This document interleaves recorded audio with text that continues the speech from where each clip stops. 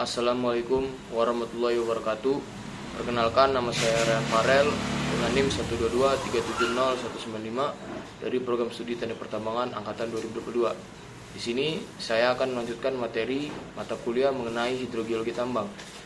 Pada pertemuan kedua, minggu kedua ini, yaitu menjelaskan menentukan dan mengolah sistem air tanah di area tambang merupakan salah satu aspek terpenting dalam hidrogeologi tambang. Langkah pertama dalam proses ini adalah melakukan survei hidrogeologi untuk memahami kondisi geologi bawah permukaan, termasuk jenis batuan, keberadaan akuifer, tingkat permeabilitas, dan arah aliran air tanah. Pengetahuan ini sangat penting untuk mengidentifikasi sumber air tanah yang bisa mempengaruhi operasional tambang, baik secara ancaman, misalnya banjir tambang, maupun sebagai sumber daya potensial air untuk kebutuhan operasional. Setelah kondisi sistem air tanah diketahui, langkah selanjutnya adalah melakukan pemodelan hidrogeologi. Pemodelan ini digunakan untuk mensimulasikan bagaimana air tanah mengalir di bawah permukaan dan bagaimana ia akan memproses terhadap kegiatan penambangan seperti penggalian atau pengeboran. Melalui simulasi ini dapat memprediksi potensi risiko seperti peningkatan debit air masuk ke tambang atau perubahan arah aliran air tanah akibat perubahan struktur geologi akibat aktivitas tambang. Pengelolaan sistem air tanah juga melibatkan perencanaan dan penerapan sistem dewatering yang efektif.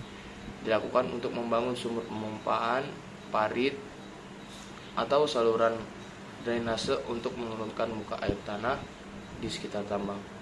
Sistem ini harus dirancang dengan hati-hati agar tidak hanya menjaga area kerja, tetapi untuk membuat area tersebut tetap kering dan aman. Tetapi juga tidak mengganggu keseimbangan hidrogeologi regional yang dapat berdampak pada lingkungan sekitar ataupun pasokan air masyarakat. Terakhir, pengelolaan air tanah di area tambang harus bersifat dinamis dan adaptif. Pemantauan berkala melalui sumur observasi dan pengukuran kualitas air sangat penting untuk mengantisipasi perubahan kondisi air bawah tanah yang seiring berjalannya waktu. Dengan pengelolaan yang baik, sistem air tanah di tambang tidak hanya dapat dikendalikan untuk mendukung operasional yang aman, tetapi juga dilindungi agar tidak merusak ekosistem dan sumber daya air yang bersih di sekitarnya.